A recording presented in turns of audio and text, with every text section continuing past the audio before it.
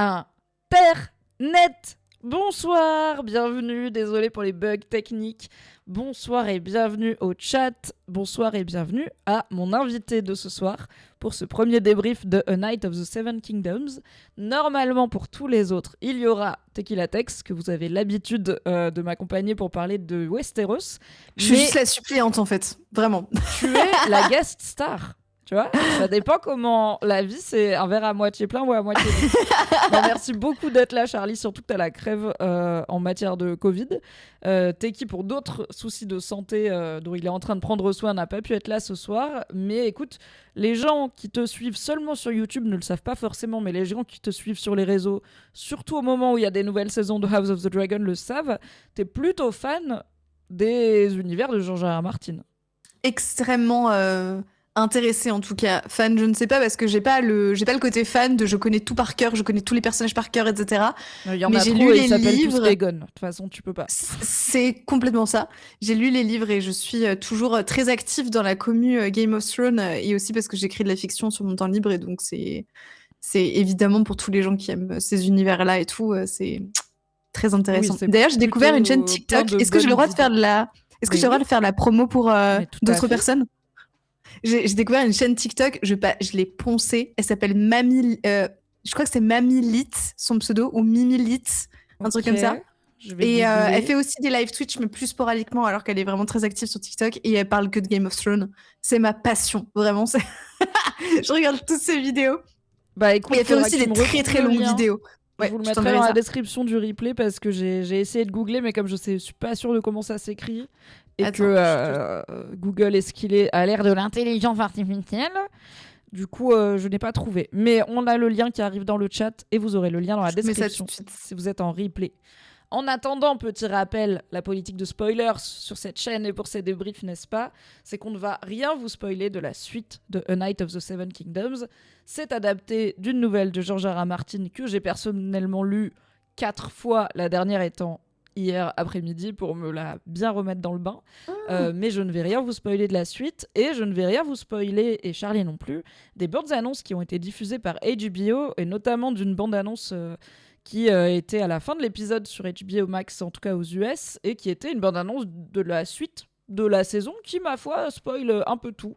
Donc, on ne va pas vous en parler, on va juste réagir à ce qui a été diffusé, à savoir actuellement saison 1, épisode 1 de A Night of the Seven Kingdoms. Ah, très bien, c'est donc Mimi... Ah oui, c'est pas facile à lire. Mimilit43.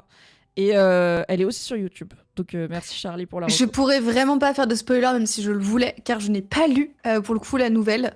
Je n'ai pas fait ça. Donc je n'ai aucune information. Je pars avec un œil neuf. On est d'accord que t'avais pas lu les livres Game of Thrones, mais t'as fini par lire Feu et Sang, qui est la chronologie des Targaryens. Et maintenant ça y est, je les ai lus les Game of Thrones. J'ai tout récupéré. Okay. J'ai quasiment. Là il m'en reste 2 à lire, donc je suis vraiment sur la fin. Mais je suis pas quasiment à jour sur les Game of Thrones. Incroyable. Les livres, bien sûr. Oui, les classiques. Il y a eu une grosse interview, je sais pas si t'as vu la semaine dernière, de George R. R. Martin dans le Hollywood Reporter, où il parlait beaucoup de ce qu'il fait actuellement, qui est d'écrire pour Game of Thrones, donc pour les univers Game of Thrones, donc on est ravis. Et il disait notamment qu'il avait plein d'idées pour de nouvelles aventures de Dunk et Egg, donc pourquoi pas de nouvelles saisons de A Night of the Seven Kingdoms, sachant que la 2e est déjà en tournage et que la 3e est à peu près... confirmé, sauf si ça fait un méga four, puisqu'il y a 3 nouvelles déjà parues, des aventures de Dunk et Egg. Et il parlait aussi beaucoup de son rapport aux différentes adaptations de son œuvre, notamment à House of the Dragon, qui désavoue pas mal, malheureusement. Moi, j'aime toujours beaucoup la série, et j'ai hâte de la saison 3 cet été. Il y a eu certes pas mal de changements par rapport au livre, mais je les comprends. Mais apparemment, les rapports sont très tendus entre George R. R. Martin et le showrunner de la série. Donc il est un peu en mode ce n'est plus mon œuvre, ce n'est plus mon livre, c'est une autre histoire. Vous le prenez comme vous voulez. Perso, j'aime toujours relire Feu et Sang. Et j'aime aussi toujours regarder House of the Dragon. Donc je suis toujours un peu triste quand les créateurs s'embrouillent, parce que je suis là, oh non, mais c'est une œuvre avec plein de lectures différentes et c'est tranquille, tout le monde peut y trouver ce qu'il veut. Mais bon, c'est la vie. C'est sur le Hollywood Reporter, si ça vous intéresse. On va se mettre à parler de A Night of the Seven Kingdoms, épisode 1, tout de suite. Juste avant ça, petit rappel et petit remerciement à Nextory, qui est le partenaire de ce live. Nextory, c'est une plateforme pour se mettre ou se remettre à la lecture, ça tombe bien, puisque vous y trouverez plus d'1 million d'e-books et d'audiobooks, y compris des BD, des magazines et des essais, en plus des romans qu'on a un peu l'habitude de trouver sur ces plateformes. Avec mon lien affilié que je vous mets dans le chat, vous aurez accès à 60 jours gratuits, c'est-à-dire 2 mois, sur Nextory. Et moi, je toucherai quelques euros puisque vous avez cliqué sur mon lien affilié. Donc, vous ne déboursez rien. Et moi, ça me permet de soutenir mon travail et de continuer à faire des streams de gros nerds. Sachant que sur Nextory, vous trouverez notamment l'audiobook anglophone de la première nouvelle Donkey Egg et donc A Hedge Knight. Et je vous le conseille vivement puisqu'il est narré par Harry Lloyd qui jouait Viserys Targaryen. Alors pas Viserys Targaryen de House of the Dragon, ce bon vieux Paddy Considine, mais Viserys le frère de Daenerys, souvenez-vous. Celui qui a pris un peu trop la confiance avec les Dothraki. C'est un acteur que j'aime beaucoup, je trouve qu'il a fait un super job dans ce rôle assez bref finalement. Et, moi aussi, je l'aime très très bon dans le livre audio. Il fait plein de voix, il y a l'ambiance, il y a les bruitages et tout, c'est vraiment très cool. Alors c'est en anglais, mais vous trouverez bien sûr plein d'autres sources francophones sur Nextory, c'est au cas où vous vouliez. C'est parti pour A Night of the Seven Kingdoms. Charlie, rentrons dans le vif du sujet. Qu'est-ce que t'as pensé de cet épisode 1 ? Eh bien, alors donc, faut vraiment remettre dans le contexte pour tous ceux et celles qui ont lu la nouvelle. Moi, je ne l'ai pas fait, donc je vais vous donner l'avis d'une personne qui rentre dans cette histoire en n'ayant absolument aucune info sur l'histoire en question. Vraiment, j'ai pas eu de spoiler, j'ai rien eu du tout, j'ai zéro info. Je vous mets un sondage dans le chat pour savoir si vous avez ou non lu la nouvelle. Je l'ai trouvé un peu tiède, mais pas tiède dans le sens mauvais, tiède dans le sens littéral du terme, à savoir c'est ni chaud ni froid, je n'ai pas d'avis. C'est-à-dire que c'est un épisode d'introduction qui introduit. Et je me suis sentie introduite. À part ça m'a introduite. J'ai pas fait un waouh, mais qu'est-ce que c'est incroyable ou un waouh, qu'est-ce que c'est révolutionnaire dans sa façon de... Alors, c'est clair que c'est différent, je trouve, de Game of Thrones, pour le coup, et même de House of the Dragon, dans sa façon de... Surtout le montage. Le montage est très, très, très différent de ce dont on a l'habitude dans les univers de Game of Thrones.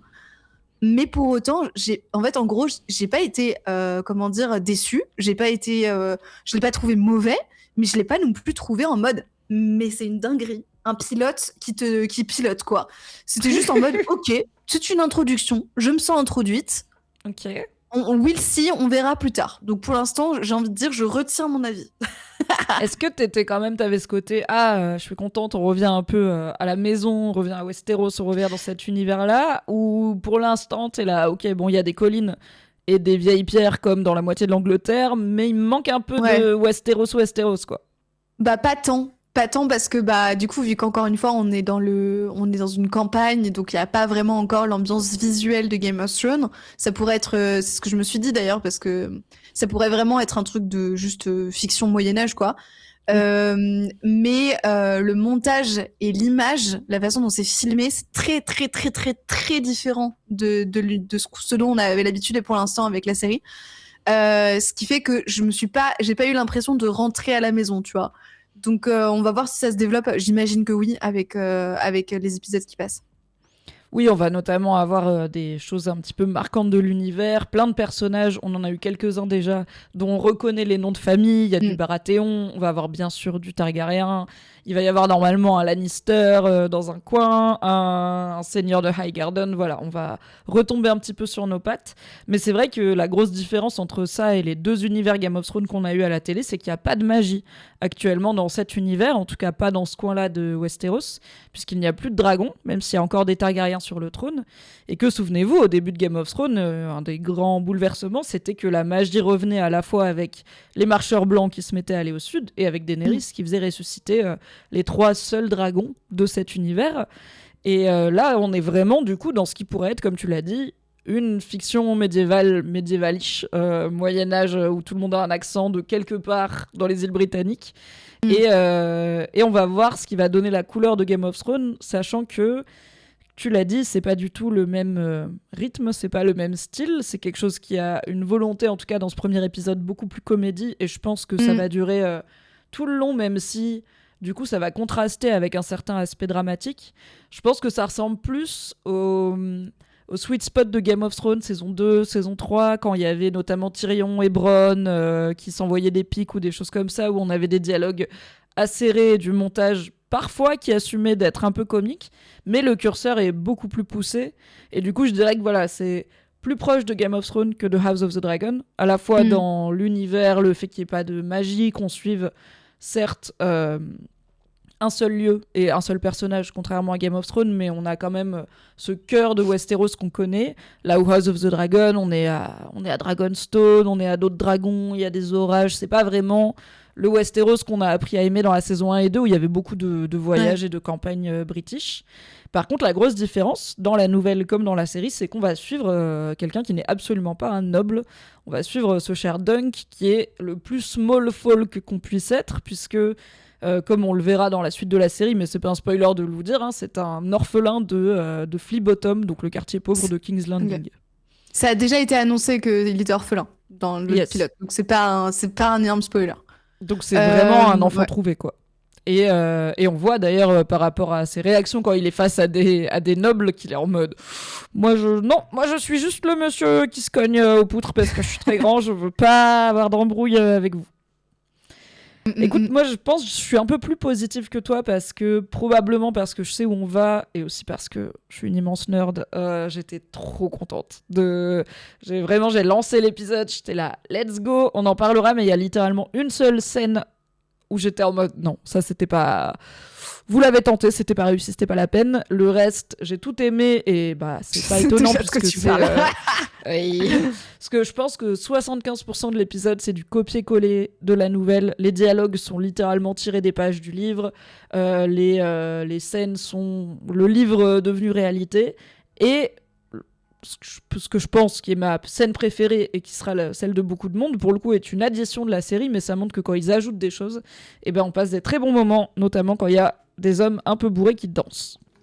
J'étais trop contente de repartir là-dedans, et il y a un petit côté enquête, on va dire, de ok, pourquoi c'est intéressant, pourquoi on est censé s'intéresser à la vie de ce gars qui, son enjeu c'est littéralement ne pas perdre et espérer gagner de quoi lui assurer une belle subsistance, mais ce qui est pas non plus il va pas gagner des milliards et révolutionner Westeros. Donc pourquoi c'est important à la fois parce que c'est aussi essentiel de se pencher sur la vie du small folk, mais aussi parce que la petite histoire de Dunk va bien sûr croiser la grande, et c'est marrant en tant que lectrice de voir les petits éléments où je suis là d'accord, ok, bonjour le chat, c'est qui le chat? Oui, il y a Figgy qui vient faire un petit câlin.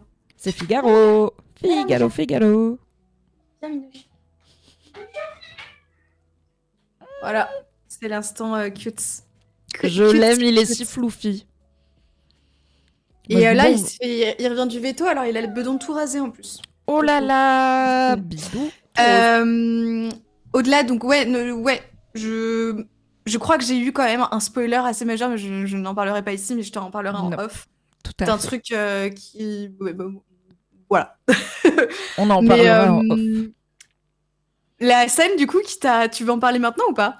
Bah écoute, ça va arriver vite, puisqu'on va faire le déroulé de l'épisode. Cet épisode 1 de A Night of the Seven Kingdoms s'ouvre sur un enterrement, celui de Ser Harlan de Pennytree, comme on l'apprendra vite, qui est décédé, visiblement de sa belle mort, puisqu'il était assez âgé, et qui est en train d'être enterré par son ancien écuyer, Dunk, qui se retrouve tout seul avec 3 chevaux, ce qui lui permet d'avoir un petit peu quelqu'un à qui parler, et surtout de décider qu'est-ce qu'il va faire maintenant que pour la première fois, il est tout seul dans le monde et qu'il a assez peu de ressources. Il a les 3 chevaux, l'épée de son ancien mentor, de son ancien maître, un petit peu d'argent, un petit peu de monnaie, et c'est tout. Qu'est-ce que t'as pensé de ce nouveau personnage et de cette arrivée dans l'univers de Game of Thrones qui culmine avec le thème musical de Game of Thrones qui est brusquement coupé par la scène où j'étais en mode non, on n'est pas mais on en parlera. Ouais, ok. Alors l'introduction, encore une fois, est très bien. Je trouve que ça introduit très bien les personnages. J'étais même, alors que je les connais j'ai aucune idée de qui c'est. J'étais un peu émue pendant la scène de l'enterrement. On comprend du coup un peu ça. En fait, le montage est très bien. Le montage introduit hyper bien la dynamique qu'il y avait entre les deux personnages. Le montage est ultra différent de Game of Thrones, mais au point où ça a presque un côté très moderne. Par exemple, je sais pas, il va pleurer en disant une phrase à propos de son ancien mentor. Et là, on voit des cuts très rapides, et très succincts de gifles ou de trucs comme ça qu'il lui mettait quand il était plus jeune. Qui contraste avec ce qu'il dit, puisqu'il dit vous m'avez jamais battu sans que je le mérite, sauf cette fois-là où c'est pas moi qui avais volé la tourte. Et du coup, tu vois quand même qu'il se prend pas mal de talons. Ça, c'est du montage qui est beaucoup plus sur les séries ou les films récents, qui se passent dans une époque moderne, où l'effet comique, il va être là-dessus. Et je trouve que c'est un peu ballsy en termes de montage, parce qu'on est sur un montage qui est vraiment pas du tout linéaire, comme du Game of Thrones classique, où on a un côté très... ça suit le rythme de l'histoire, et le montage sert juste à faire des cuts quasiment entre les différentes portions de l'histoire pour qu'on puisse récupérer un personnage, puis un autre, puis un autre, puis un autre. Mais en soi, là, il y a vraiment... dans Game of Thrones, c'était quand même marquant. Dans mon souvenir, sur les 8 saisons, il y a que 2 flashbacks. Il y a un flashback où Cersei, quand elle était petite, a rencontré une magicienne qui lui a prédit que tous ses enfants mourraient. Et il y a un flashback où on voit le jeune Ned Stark avec sa sœur sur son lit de mort, et c'est tout.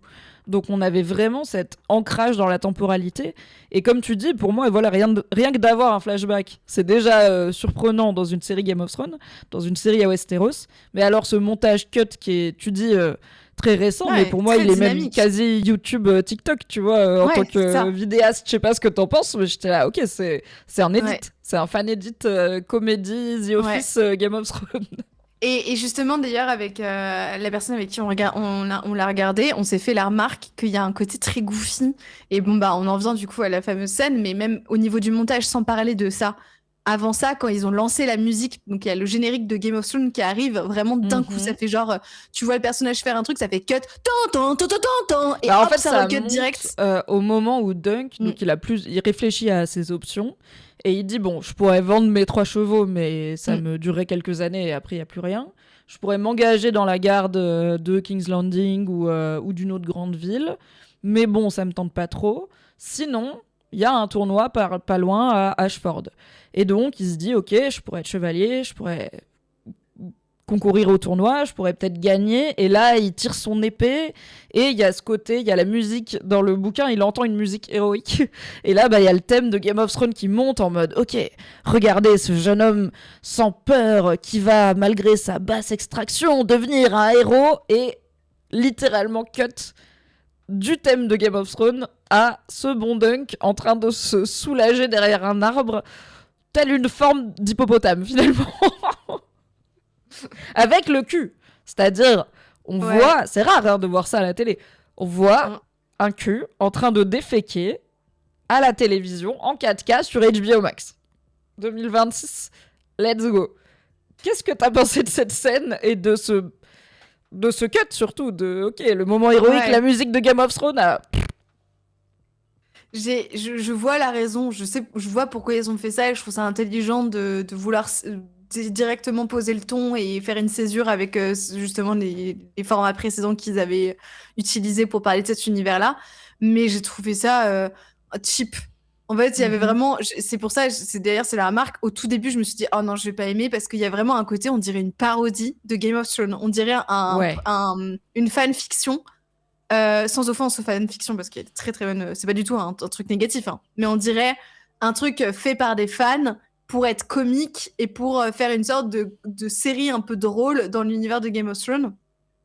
Et pour le coup, c'est pas que j'aime pas, parce qu'en soi, j'aime bien les séries un peu comiques et tout. C'est juste que ça m'a retiré de cet effet cocon de on revient dans l'univers de Game of Thrones. Là, je l'avais absolument pas, et ça va même casser un peu en fait, ça rend le truc moins, pas prestigieux, mais moins comment dire, d'habitude quand t'entends la musique de Game of Thrones, enfin moi à l'époque t'étais en mode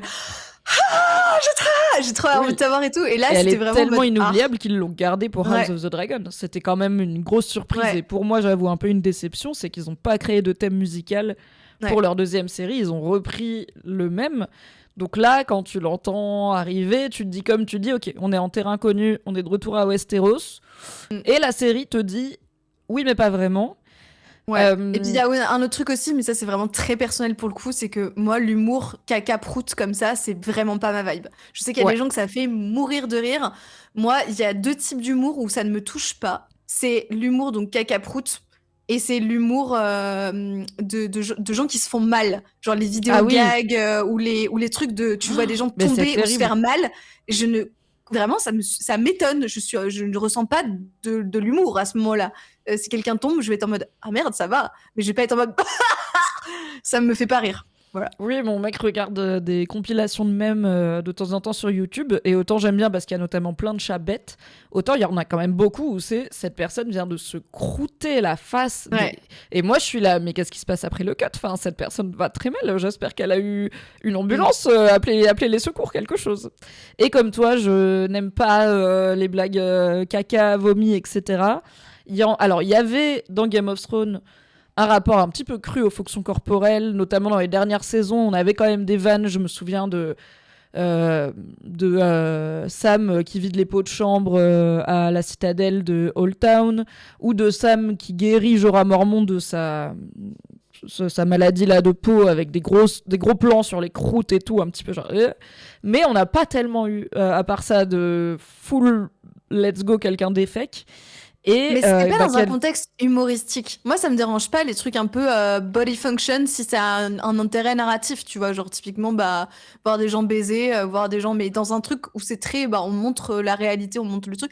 Là, il y avait vraiment une volonté par le montage de rendre ça drôle, et c'est ça qui m'a un peu, genre, j'étais un peu en mode, oh, oui, bon, rompiche, quelqu'un fait caca, waouh.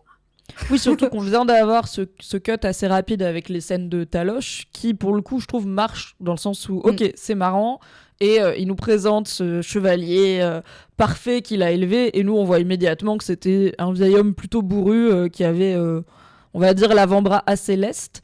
Moi, ce qui m'a vraiment embêté, au-delà du fait que j'aime pas trop voir du caca dans cette scène, c'est cette lecture qui est amenée par Azibok dans le chat qui dit « Ça fait un peu on chie sur la base établie, on fera différent ». Et en fait, comme cette scène arrive immédiatement après le thème de Game of Thrones, il y a plein de gens qui l'ont interprété comme ça, comme la série, elle chie sur la série Game of Thrones. Et c'est un peu George R. R. Martin qui réclame... j'emmerde littéralement la série Game of Thrones, on va faire autre chose. C'était pas du tout l'idée. En gros, l'idée, donc George R. R. Martin lui-même n'était pas pour cette scène. Il était là, peut-être vous la coupez, I don't get it, mais bon, c'est pas lui qui a le dernier mot. Cette scène n'est pas dans le livre en soi. Et c'est le showrunner Ira Parker qui a insisté. Et en fait, la lecture de cette scène, qui, pour moi, c'est pour ça qu'elle est ratée, c'est que je l'ai pas eu immédiatement. Et je pense que plein de gens l'ont pas eu, vu notamment les commentaires dans le chat.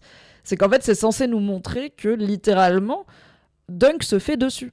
Qu'en fait, il est terrifié à l'idée de ok, je vais devenir chevalier, je vais aller au tournoi, et que il a beau faire le brave, en fait, il a peur, tout simplement, il a peur d'y aller.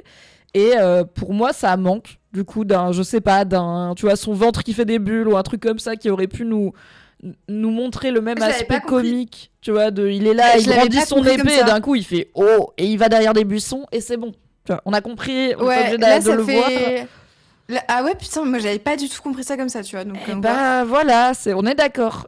C'est littéralement la vision du showrunner, et quand on entend le cast en parler et tout, c'est ok, on savait que cette scène allait être clivante, mais on voulait montrer que Dunk a peur d'y aller et que l'angoisse lui tord les tripes, littéralement. J'étais là, ça ne marche pas. Votre montage ne dit pas ça du tout, malheureusement. Ouais. Le montage, c'est vraiment en mode, oh regardez, c'est drôle, il caxe. C'est marrant. Regardez, voilà, des proutes. Et c'est un peu dommage parce que c'est risqué de mettre cette scène au tout début de l'épisode 1 d'une nouvelle saison, d'une nouvelle série même. Et c'est d'autant plus dommage si elle ne transmet pas ce qu'elle devrait transmettre. Mais bon, c'est pas très grave. On avance. Dunk a donc décidé d'aller à Ashford, une ville pas très loin où il y a un château d'une importance relativement mineure, mais où il y a actuellement un tournoi. Il se met donc en route avec ses 3 chevaux et il s'arrête pour la nuit dans une auberge proche de la ville où il rencontre un petit garçon au crâne rasé, une aubergiste qui lui propose de l'agneau et du canard et un client bien bourré qui lui dit des trucs mystérieux. Merci beaucoup Colin et Lollipopix et Alexis et Vince pour les subs et les primes. J'avais pas dit merci. Merci beaucoup. On découvre donc le deuxième personnage titulaire des aventures de Dunk et Egg, ce qui est pour l'instant un petit garçon d'auberge avec un petit peu déjà une forme d'attitude, une forme de caractère, à qui Dunk demande de s'occuper de ses chevaux. Qu'est-ce que t'as pensé de cette séquence à l'auberge ? Alors là, je pense que pour le coup, c'est pas du tout la faute de la série, mais c'est vraiment juste. La séquence de l'auberge est très bien. Hein. J'ai rien à dire sur la séquence de l'auberge. Elle est pas très bien. Elle est juste, elle existe. Elle est là. Tu vois, genre encore une fois, on reste sur ma vibe de OK.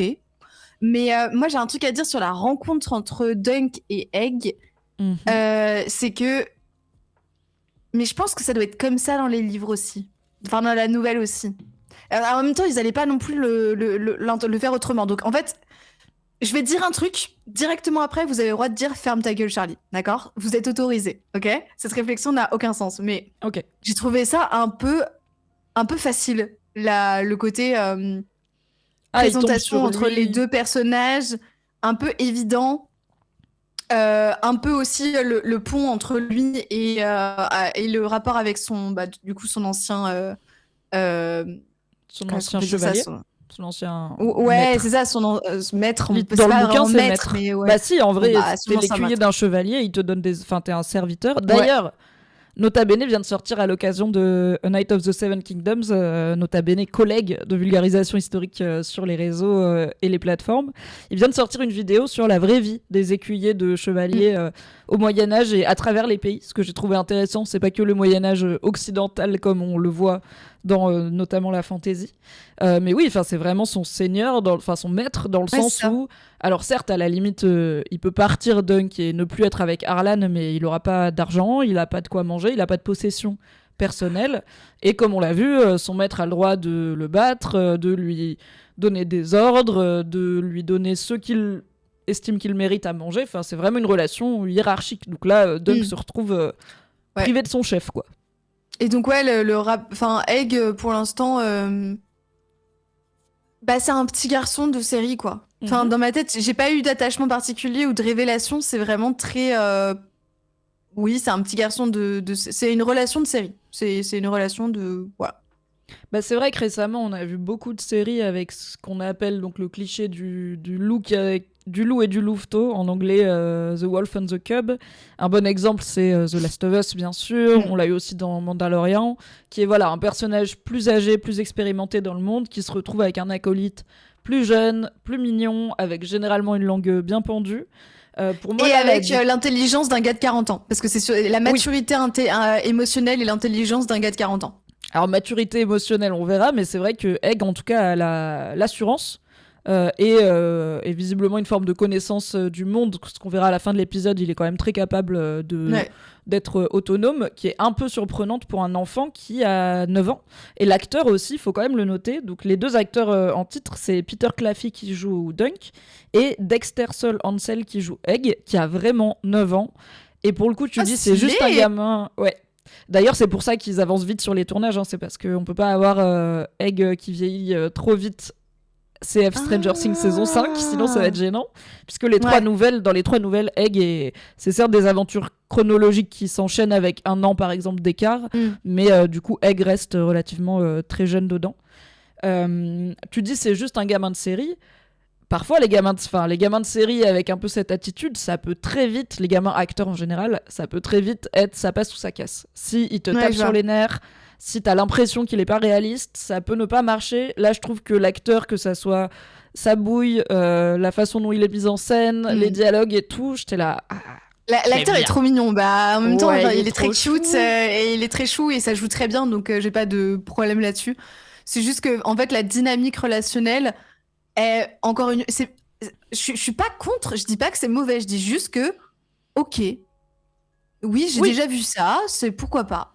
Ok. Pour moi, la différence avec ces duos qu'on a vus là, notamment The Last of Us et tout, c'est que Dunk, c'est pas Joel de Last of Us, il est lui-même paumé et il est pas si expérimenté que ça, on le verra dans le monde, notamment dès qu'il y a des nobles. En fait... Dunk, je l'adore parce que vraiment, c'est un gars, il a juste de l'anxiété. Il a de l'anxiété sociale, il a des troubles anxieux et je m'identifie beaucoup. Et du coup, il est juste là en mode oh non, en plus, je suis très grand et je prends de la place et tout. Alors que Egg, il fait genre 60 cm, ce qui est trop mignon. La différence de taille marche bien. Donc, on va pas avoir ce côté ok, Ellie, reste là, moi je sais quoi faire et j'ai un gros gun. Ils sont vraiment en mode viens, on va essayer de pas être trop gênant et peut-être de gagner au tournoi, ce serait pas mal. Et c'est une Après, dans dynamique l'univers de qui Game va of se Thrones, on développer. l'avait. Dans l'univers de Game of Thrones, j'ai l'impression que c'est un trope qui revient quand même beaucoup et très souvent. Enfin, on a vraiment eu beaucoup, Il y avait beaucoup Arya de et The persos. Hound, Ouais. notamment. Et même de persos comme ça, de duos. Tu sais, de duos qui vivent des aventures, qui vont d'un point A à un point B et ils sont un peu goofy les deux ensemble. C'est un peu un truc. Et moi, j'avoue que j'aime bien cette dynamique, je la trouve chouette. Mhm. Mais encore une fois, voilà. Mon avis est très lisse. Ouais. C'est pas que j'aime bien, On c'est va pas que j'aime voir. pas, c'est que j'attends de voir. Très bien. Ah, est-ce que ma cam a lâché? Ah, ça veut dire... Non. Tu vois ma cam, toi, Charlie? Non, t'es flou. Ben alors. Si vous voulez, je peux meubler Excusez-moi. ce son-là. Non, bah, Est-ce que tu normalement, veux que je le son continue est bon. dans le récit?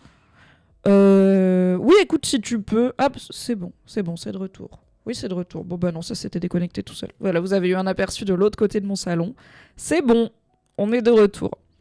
Donc, Dunk confie ses chevaux à Egg, qui est le menace d'une bonne taloche s'il fait pas bien son travail et qui continue à être insolent, puisque Egg, il est là. Ouais, je pourrais m'occuper des chevaux si je veux, en fait.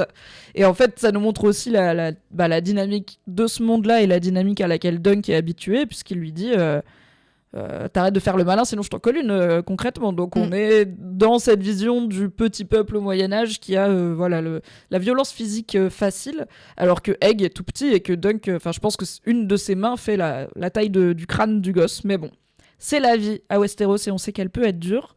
Dans l'auberge, Dunk est très content de pouvoir commander un double repas chaud puisqu'il est en pleine croissance. Alors dans le bouquin, Egg est censé être adolescent, vraiment, il a 16-17 ans. Il est pas trop sûr parce qu'il sait pas quand il est né. Mais dans la grande tradition de Game of Thrones, ils l'ont vieilli pour la série. L'acteur a début trentaine, je crois. Le personnage a l'air d'avoir, allez, on va dire, pour moi, je peux croire qu'il est dans la vingtaine et que juste, il a pas été autonome jusqu'ici, donc oui, il est un peu mal dégourdi. Et donc, dans cette auberge, il y a un seul autre client, puisque tout le monde est en route vers le tournoi et tout le monde est déjà arrivé. C'est un mec bourré, endormi sur sa table, qui à un moment s'adresse à Dunk, et lui dit « J'ai rêvé de toi ». Ouais. Et Dunk est là « Monsieur, on ne se connaît pas, et j'aimerais ne pas interagir avec vous ». Voilà, je vous le dis, ça va être une série où il n'y a pas beaucoup de gras, il n'y a pas beaucoup de choses à enlever. Ça explique d'ailleurs, comme tu dis, que la rencontre entre Egg et Dunk soit un peu rapide. On a une grosse demi-heure par épisode, donc il faut avancer. Je vous le dis, rien n'est là par hasard, et donc on a ce personnage qui a rêvé de Dunk et qui paye avec ce qu'on appelle un dragon d'or, donc une pièce d'or frappée de l'emblème des Targaryens, donc il paye très très cher. Et on voit que la serveuse est habituée à lui, la taulière, puisqu'elle dit voilà, vous faites pas attention à lui, c'est juste qu'il boit trop. Dunk, du coup, repart, puisqu'il ne peut pas se permettre une nuit sur place. Et quand il revient prendre ses chevaux dans l'écurie, il tombe sur ni plus ni moins que le petit Egg qui lui a piqué son haubert et son casque et qui est monté sur son destrier qui s'appelle Tonnerre et qui, ma foi, est en train de risquer une bonne taloche sur l'oreille et qui lui demande un emploi. Oui. Rien à dire. Enfin, je vais avoir un avis très plat. Encore une fois, je ne suis pas Tequila Dex. Je suis désolée. Peut-être que je fais mal mon rôle. T'inquiète, Tequila Dex serait en train de râler pendant 45 minutes sur le fait qu'à un moment, il y a une petite danse paysanne. C'est vraiment, ça va être un sujet. Ok. Mais non, en soi, pour l'instant, jusqu'ici, RS. J'ai rien de plus à dire. Oui, bah la scène existe. Elle est présente dans le monde vivant. Je l'ai vue. Donc Egg confirme à la fois que la tenancière d'auberge n'est pas sa mère, ce qui nous fait penser qu'il est orphelin ou en tout cas qu'il n'est pas chez sa famille. Et il demande à Dunk de le prendre comme écuyer, ce à quoi Dunk lui répond que c'est pas une très belle vie d'être écuyer d'un homme comme lui, ce qui du coup nous dit un petit peu comment il conçoit sa propre vie. Il a été écuyer d'un chevalier errant, puisque Ser Arlan of Pennytree était comme lui un hedge knight, donc un chevalier errant. C'est un chevalier qui n'est pas attaché à un seigneur. Donc en gros, il y a 3 grades de chevalier, il y a 3 grades d'hommes qui savent faire des trucs avec des armes. Le plus cool, c'est d'être chevalier associé à un seigneur et d'avoir des terres, puisque du coup, bah, t'as un endroit où vivre, t'as des revenus que tu tires de tes terres, et t'as un seigneur qui qui te garantit un emploi. Le deuxième, c'est chevalier errant. Donc, c'est de suivre les codes de chevalerie et de mettre ses talents au service soit d'un tournoi comme ici, soit d'un seigneur ou de l'autre pour telle ou telle bataille. Mais t'es censé respecter une forme de code. Et en dessous, encore, t'as les sellswords, donc les épées louées, les mercenaires, comme Bronn dans Game of Thrones, qui eux n'ont pas de code. Ils vendent leur épée à qui ils veulent, ils vont participer à des guerres, ils peuvent bosser pour des pirates, pour des bandits, voilà, ils n'ont pas de limite professionnelle en termes de qui peut être leur client. Chevalier errant, ça veut dire que t'es pauvre, que comme on le voit, tu dors beaucoup dehors, et que ta fortune tient à tes victoires, puisque quand tu combats dans une bataille, dans une guerre, tu peux avoir du butin que tu prends sur les hommes soit que tu fais prisonnier pour une rançon s'ils sont nobles, soit les hommes que tu abats sur le champ de bataille et à qui tu piques tout ce qu'ils ont de valeur, ou tu peux participer à des tournois, et comme on l'apprendra, quand tu gagnes lors d'une joute, tu gagnes le cheval, l'armure et l'arme de ton adversaire, sachant que la plupart des nobles préfèrent te donner leur valeur monétaire plutôt que de se séparer de tout ça. Et donc, il y a moyen, en un coup, de se faire pas mal d'argent, mais ça va pas être un emploi longue durée, quoi. Et donc, la vie dont semble rêver Egg, qui est d'être écuyer de chevalier errant, c'est peut-être moins romantique que ce qu'il imagine, et plus on dort par terre, on n'a pas de sous, et on mange beaucoup de bœuf salé et pas beaucoup d'agneaux rôtis aux herbes, comme on verra que Dunk l'explique à Egg plus tard. Arrivé à Ashford, joli petit camp de tournoi qui est posé en bas d'une colline. Sur la colline se dresse un château. Pour l'anecdote, ils ont réutilisé des lieux de tournage de Game of Thrones, puisque c'est le château qui était le Dreadfort, le château des Bolton. Donc beaucoup plus dark, beaucoup plus oulala, la famille folle qui écorche des gens. Là, c'est bucolique, ma foi, et on a, comme ça existait dans la vraie vie, toute une petite ville temporaire qui s'est construite autour de ce tournoi, avec des pavillons plus ou moins somptueux, selon la fortune des chevaliers. Et une lice, donc l'endroit où il y aura le tournoi et les joutes qui est installé, avec des gradins, des sièges pour tout le monde, et puis plein de petits marchands, comme on verra, il y a des spectacles, voilà, c'est toute une petite économie temporaire qui s'installe. Et Dunk apprend qu'il doit avant tout aller s'inscrire auprès du maître des jeux pour valider sa participation au tournoi. Maître des jeux qui est pas très aimable avec lui. Ouais, pas très aimable, puis en même temps un peu goofy. Genre, il charrie et tout, donc il y a ce dynamique. Je l'avais pas vu venir, je pensais qu'il était vraiment très prom dog quand il lui a dit par contre, si tu me mytho, je vais te mettre sur la hache fendre et tout ça, machin. Ouais, et puis au final, alors par contre, il y a un truc que je dois dire, c'est que moi qui suis habituée à écouter en VO, là, les accents, des fois, c'est un peu dur. Moi, je regarde en VO, mais avec les sous-titres en anglais, parce qu'effectivement, on a des accents de tous les coins, et certains qui sont bien, bien marqués. Ouais, là, c'était assez intense, mais en même temps, j'aime bien le côté, le camp est très réaliste. C'est un truc, moi, que j'aime bien dans les univers comme Game of Thrones et tout, mais c'est voir les trucs de la vie quotidienne. Je sais qu'il y a plein de gens que ça saoule, mais moi, j'aime bien ça. J'aime trop voir où est-ce que les gens dorment, comment ça se passe, les relations interpersonnelles, les trucs un peu plus de la vie de tous les jours, quoi. Genre, par exemple, mes scènes préférées dans One Piece, c'est les scènes où ils sont sur leur bateau et il se passe rien et juste on les voit cuisiner, aller dormir ou des trucs comme ça. Enfin, moi, j'aime trop, je sais pas pourquoi. Et donc, scène intéressante, le truc du crachat, il y a quelqu'un qui l'a dit tout à l'heure dans le chat, moi aussi ça m'a gavé. Ouais, le Glavio. Ok, pourquoi pas. Alors, ça marque honnêtement, le personnage. J'ai trouvé que c'était moins pire dans l'épisode que dans la bande-annonce, où c'était un gros moment de la première bande-annonce. Dunk qui dit voilà, je voudrais participer, et ça faisait un cut au gars qui racle cet énorme Glavio et qui le crache. Au final, dans le déroulé de la séquence, c'est un peu moins pire, mais oui, ça fait partie. C'est un peu l'humour pipi-caca. Pour moi, c'est un peu le même niveau. Ouais, ça, on y revient. Ouais, donc moi, ça marchait pas trop, ça, sur moi. Intéressant, par contre, au niveau du développement de personnages. Encore une fois, moi, je parle du point de vue, je suis assise dans la chaise de la personne qui n'a aucune idée de l'histoire que je m'apprête à voir, d'accord? Mais intéressant du point de vue du développement du personnage de Dunk, parce que ça montre que, il sait pas trop ce qu'il fait. Il y a vraiment ce truc de, je vais aller là. Ouais. Non, peut-être que je vais faire ça. Et il y a un côté très relatable, enfin, on peut vraiment se projeter dans ce personnage-là parce qu'il a l'air du père, le pauvre miskin. Et puis parce que il y a un truc où il a l'air très inadapté socialement. Ah oui, oui, ouais, c'est encore une fois, je m'identifie beaucoup. Et ça, c'est moi bien. au premier jour de fac. C'est vraiment. Ouais. Où est la quoi Et un puis truc les aussi que premiers degrés, j'apprécie ça beaucoup. c'est important. Il prend tout au pied de la lettre et je pense que ça va revenir parce que dans le bouquin c'est le cas. C'est que Dunk, il est un peu épais du crâne, tu vois. Et c'est pas le plus subtil, quoi. C'est pas l'épée la plus aiguisée du tiroir. Et un truc que j'apprécie énormément, parce que ça, c'est un écueil dans lequel la majorité des films et séries tombent, mais en même temps, parce qu'on a besoin de ça pour faire des histoires intéressantes, parce que s'il se passait rien, ce serait chiant. Mais un truc que j'ai beaucoup aimé, c'est le fait qu'il a des réactions qui sont très normales.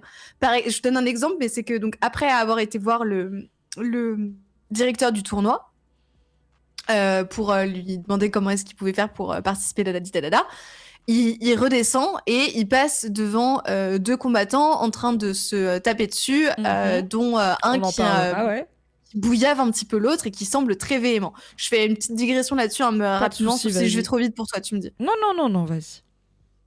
Et en fait, il le prend à partie, et donc ce personnage-là, et il commence à embrouiller Dunk en mode toi aussi tu veux te battre. Et là, normalement, tu te dis, cette scène-là, elle existe pour que du coup, il y a un premier combat qui se passe, pour que soit on puisse voir quelles sont les compétences au combat de Dunk. Enfin, en gros, moi, j'étais en mode, ok, bon, du coup, ça va être quoi l'histoire avec soit le personnage en face, soit avec le combat. Et sauf que non, Dunk, il fait... Non, merci, non, j'ai des trucs à aller faire. J'étais en mode, mais c'est tellement ce que j'aurais répondu, c'est tellement normal comme réponse. Et donc ça m'a surprise, j'étais vraiment étonnée et j'ai trouvé ça rafraîchissant pour le coup. C'était bien, j'étais contente qu'il y ait ça, parce ça le rend très normal. Oui, je pense que Dunk, c'est un personnage qui est très réaliste, comme pouvait l'être Tyrion, etc. Sauf qu'encore une fois, c'est pas un noble, et que du coup, il est obligé de prendre en compte plein de paramètres, notamment, non, je vais pas me taper avec toi parce que... Alors, il se trouve qu'en plus, celui qui le provoque, c'est un noble, pour le coup.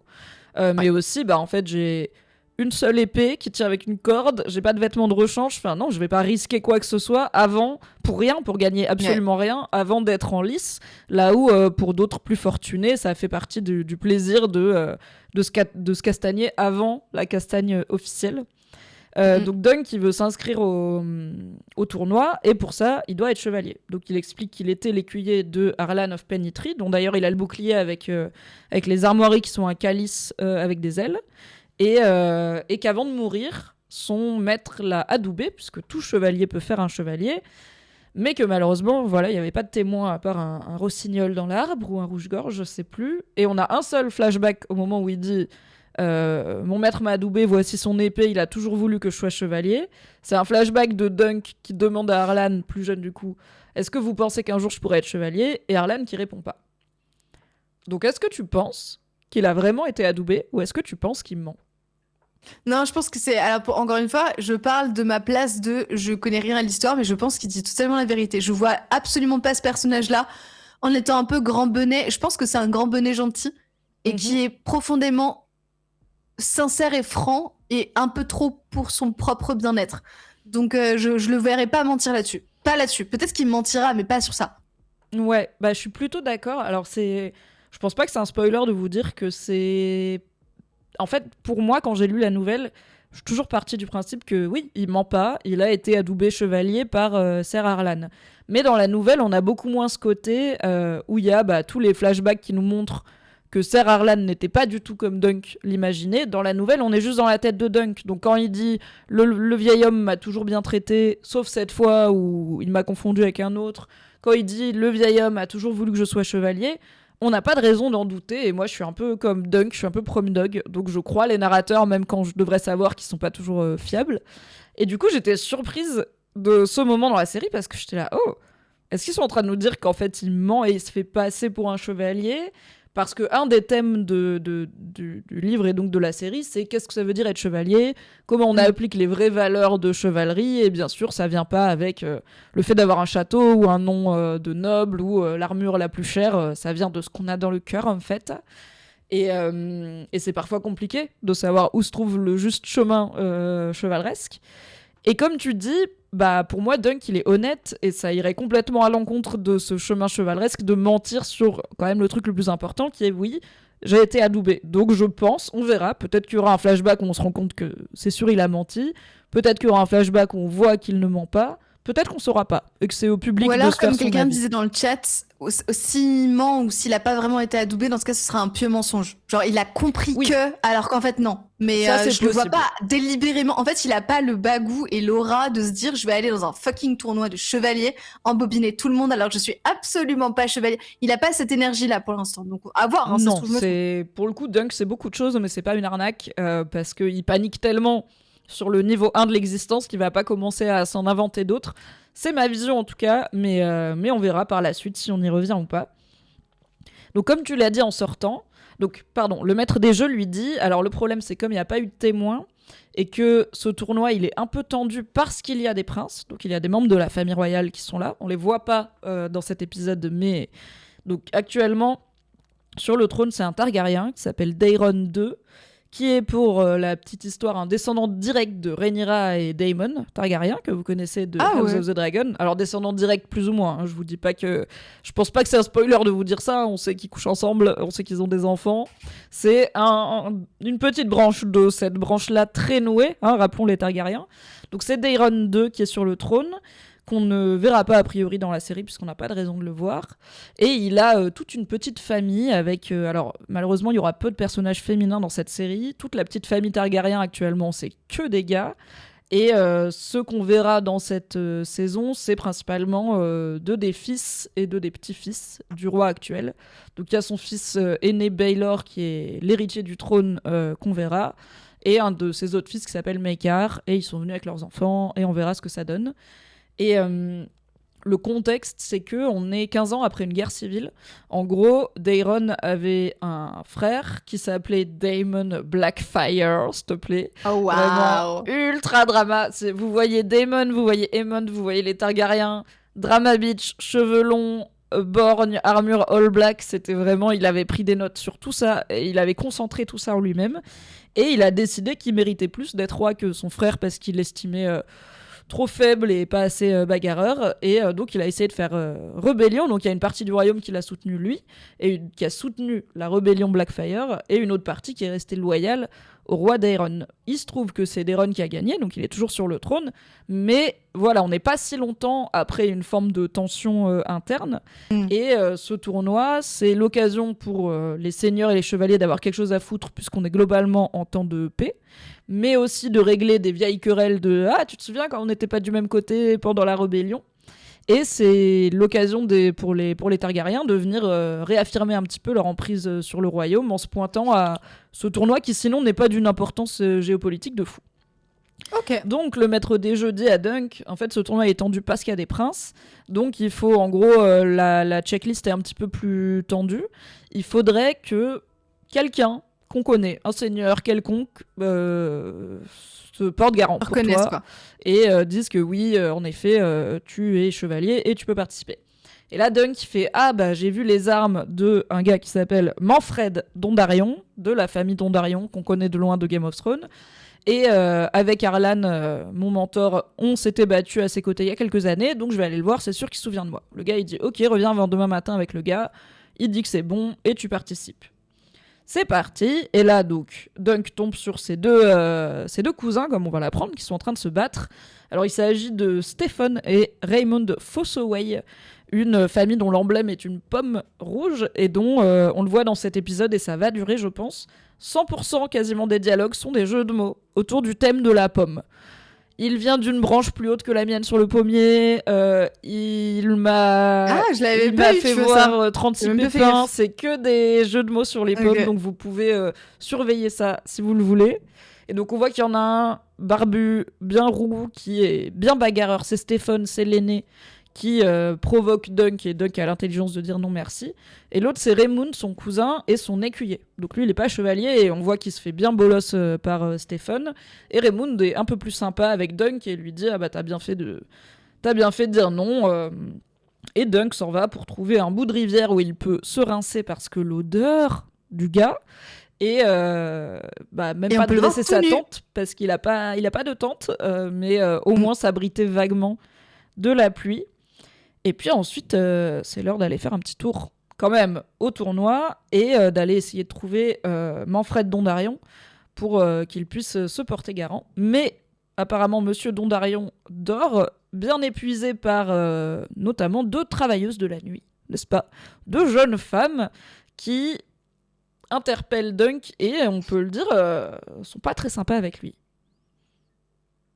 Ouais. Bon, ça m'a pas marqué pour, tu vois. Genre, Ah ouais elles sont Parce pas, que- elles sont pas alors- commodes, mais elles sont pas non plus. Bah déjà, elle parle de lui en disant it et même pas he, tu vois, genre elle parle de lui comme un peu d'un objet. Bah, elles sont moqueuses, quoi, mais est-ce qu'elles Oui. sont vraiment méchantes? Non, mais elles sont moqueuses gratos, puisque lui, il leur Ouais. demande juste un renseignement, et elles sont là, mais lui, c'est un chevalier errant, c'est comme un chevalier, mais en plus triste. Et donc, Ouais. et elles lui disent, bah, reviens ce soir, il sera sûrement réveillé.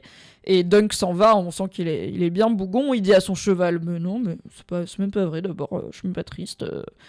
Et Tiens, ça, c'est un truc dont on n'a pas parlé non plus. Le choix édito, enfin, je sais pas si c'est un choix de la série ou si c'est également dans la nouvelle, mais de faire parler à voix haute le personnage principal pour qu'on connaisse son fil de pensée. Ça existait aussi beaucoup dans la scène d'intro, tout début. Il se parle à lui-même. ouais. Qui est un truc un peu facile normalement. En général, tu essaies de faire comprendre ce qui se passe avec des trucs un peu plus subtils. En tout cas, sur Game of Thrones, il y avait beaucoup ça, où c'était beaucoup par un regard, tu te doutes que la personne, elle se méfie. Mhm. Là, il y a vraiment le truc de je me méfie. Je suis actuellement en train de me méfier. Donc, il y a un peu ce côté-là. Est-ce que toi, c'est un truc qui. C'est présent dans la série? C'est pas présent c'est un choix d'adaptation, puisque dans la nouvelle, on est du point de vue de Dunk, donc on sait ce qu'il pense. Ok. Et je trouve que c'est assez malin de l'avoir fait parler aux chevaux, parce que c'est à la fois un truc qui nous le rend sympathique. Quelqu'un qui passe, tu vois, il aurait un chien, ce serait pareil. Ça nous permet d'esquiver la voix off, qui est un choix un petit peu cliché, mais de savoir ce qu'il pense. Et ça fait un ressort comique un petit peu, parce que littéralement, il est là, il interprète les réactions des chevaux. Mais je trouve que ça va bien aussi avec le personnage, son côté naïf. Ouais. On verra qu'il a un rapport, tu vois, il aime bien ses chevaux, il en prend soin. Quitte à sacrifier son dernier sou, il va leur offrir un petit quignon de pain ou un truc comme ça. Donc pour moi, ça nourrit un petit peu le personnage, mais surtout, ça nous permet de savoir ce qu'il pense, parce que avant d'interagir avec Egg, il a littéralement personne à qui parler. Donc on serait. Imagine si tout le début c'était silencieux. Juste on le voit hanter un gars, on le voit tendre son épée, après on le voit faire caca et on serait là. Monsieur, qui êtes-vous? Mais ça marche bien. Genre là, je sais pas si t'as vu la série Pluribus, mais il y a quasiment un épisode entier où elle ne parle pas et tout passe par le jeu d'acteur. Et je trouve que ça marche hyper bien. Oui, mais on la connaît déjà. C'est pas l'épisode 1 où elle parle pas, tu vois. Ça, c'est. J'aurais trouvé ça, pour le coup, j'aurais fait genre. Ok, intéressant. Moi, je vais vous abandonner ici parce qu'il faut que j'aille me nourrir et après aller faire dodo. Charlie, des bisous. On va continuer ensemble. J'écoute le live en fond pendant que je mange et dans le chat, ok, je suis quand même avec vous, mais je laisse Mimi prendre le relais. De toute façon, en vrai, mon avis, il est un peu boring. Je dois avouer que je suis un peu en mode. Genre, est-ce que avant de partir, tu veux me dire un mot sur Lionel Baratheon, qui est quand même la star de cette émission-là? Ok, le micro est à Charlie. Tu sais quoi? Je l'ai vu la scène et j'étais en mode. Je connais un peu trop Mimi, je sais ce qui va se passer demain. Déjà dans le livre, je le kiffais trop, mais alors quand j'ai vu ça à dégaine, j'étais là. Les bouclettes, par contre, j'arrive pas. Mais ça, tu me répondras tout à l'heure quand t'arriveras à cette partie-là. J'arrive pas à savoir si c'est une volonté de faire un jeu ambigu. J'arrive pas à savoir s'il est queer ou pas. Alors, ou s'il y a absolument pas de ça, et c'est juste qu'il a une personnalité un peu genre tchatcher, quoi. On verra si c'est confirmé ou pas. Dans le bouquin, il a moins ce côté potentiellement lecture queer. Notamment la scène de danse n'est pas dans le livre. Je parlais d'une scène qui a été ajoutée pour la série et qui est ma scène préférée. C'est la scène de danse. Après, pour moi, ce Lionel Baratheon, il m'a beaucoup fait penser à Oberyn Martell dans ses premières apparitions. Mais de ouf. Pedrito Pascalito lui-même. Incroyable. Et Oberyn Martell a été très très vite confirmé comme étant bisexuel. Donc il est possible que, peut-être que ça sera jamais confirmé ou pas, mais en tout cas, il a une extravagance qui le démarque, on va dire, des autres lords. Même il est un peu tactile, il se rapproche beaucoup. Et d'ailleurs, il y a un truc que j'ai pas compris, donc peut-être que tu vas pouvoir me répondre tout à l'heure quand tu viendras à cette scène-là. C'est le passage où justement, avant de commencer à danser, ils essaient de s'écraser les pieds. Genre, il lui essaie de lui écraser les pieds. Ça, je l'ai pas eu. J'ai pas eu le Je pense qu'une bonne partie de la derrière. réponse, c'est l'alcool. Dites-moi l'alcool, les enfants, mais on en parlera parce qu'il y a aussi il y a une forme de signification dans cette scène. On en causera. Ok, tu me diras. Mais c'est pas une tradition de Westeros, machin, d'écraser les pieds des gens. Bon appétit, Charlie. Merci beaucoup d'avoir été là. Tout le monde. Allez bien sûr voir le travail de Charlie, notamment sur YouTube, Les Revues du Monde. Et nous, on passe en tête à tête. Oh non, il faut que je remette ma cam. Attendez. Je vais y arriver parce que je suis extrêmement douée en tout ce qui est Twitch. Il faut juste que je resize ma cam, voilà, parce que sinon vous êtes... Ah, merveilloso. Merveilloso. Ok, attendez 2 secondes. Je suis là avec vous. Je vais juste chercher ma pochette pour rouler une clope. Désolée, j'arrive.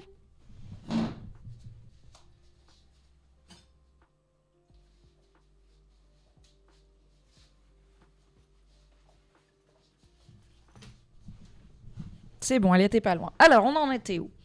Oui, donc, Dunk, ce bon Dunk, a dit non à la bagarre avec les Fossoway. Il a eu raison. Il s'est rincé dans la rivière et il a aéré ses fringues faute de pouvoir faire une lessive ou d'avoir des vêtements de rechange. Et il n'a pas encore trouvé Manfred Dondarrion.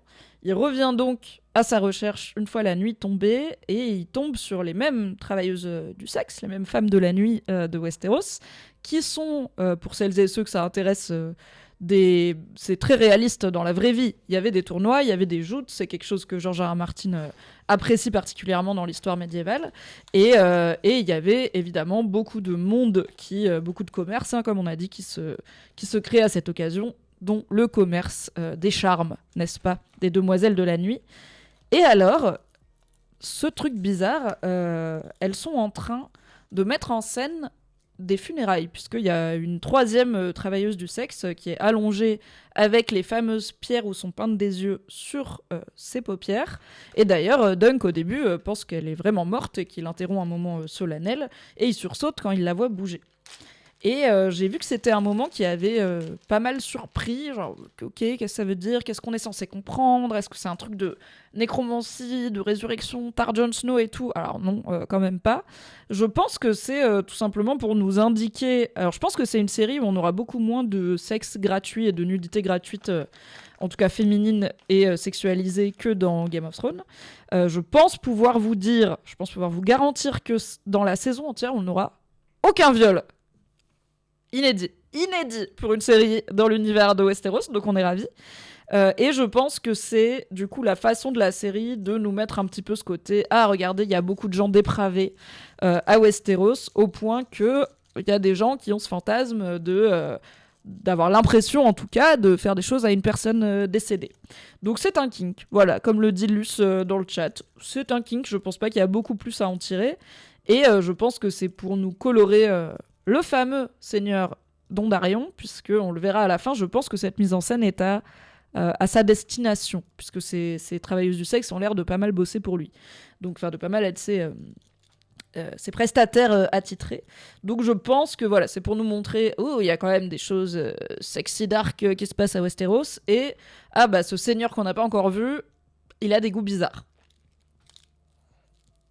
Ah, il y a la raison qui dit Dunk a pas l'air intéressé par la chose ou pas au courant qu'il l'est. Alors, canoniquement, dans la nouvelle, Dunk est 100% vierge, 100% puceau, et rappelons-le, il a 16-17 ans.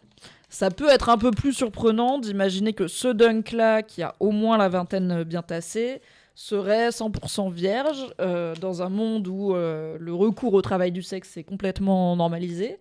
On verra si la série en parle ou pas, mais en tout cas qu'il soit techniquement, j'ai envie de dire vierge ou pas, je pense qu'il n'a jamais eu d'expérience positive sexuelle, d'expérience non rémunérée, et du coup oui, il a ce côté puceau où il est déjà tout intimidé de parler à 3 femmes en même temps, qui sont en plus pas beaucoup vêtues, qui ont cette perruque rousse qui semble indiquer un autre kink de la part de leurs clients, et mais quand même c'est le moment où Dunk il leur tient un peu tête et où il leur dit mais en fait pourquoi vous êtes méchante avec moi je voulais juste un renseignement, en fait vous n'êtes pas obligé d'être comme ça. J'ai trouvé ça, dites-moi ce que vous en avez pensé dans le chat, j'ai trouvé ça trop mignon est trop positif d'avoir un perso en plus qui pourrait se reposer sur soit sa force physique, soit le fait que c'est un homme et elle c'est des femmes. Il pourrait les menacer, il pourrait les regarder de haut et que c'est en plus des travailleuses du sexe et tout, mais non, il est juste en mode mais soyez pas méchante avec moi, wesh, je vous ai rien fait. Ah non, j'ai perdu un écouteur. Attendez, j'arrive.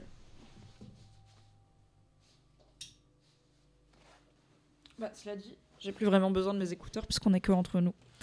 Bon, je vois dans le chat que vous avez trouvé ça trop mimes, trop pur. C'est vraiment un chaton. Et la raison dit, c'est vraiment un chaton, mais les claques et se cogner aux portes, ça fait des traumas crâniens.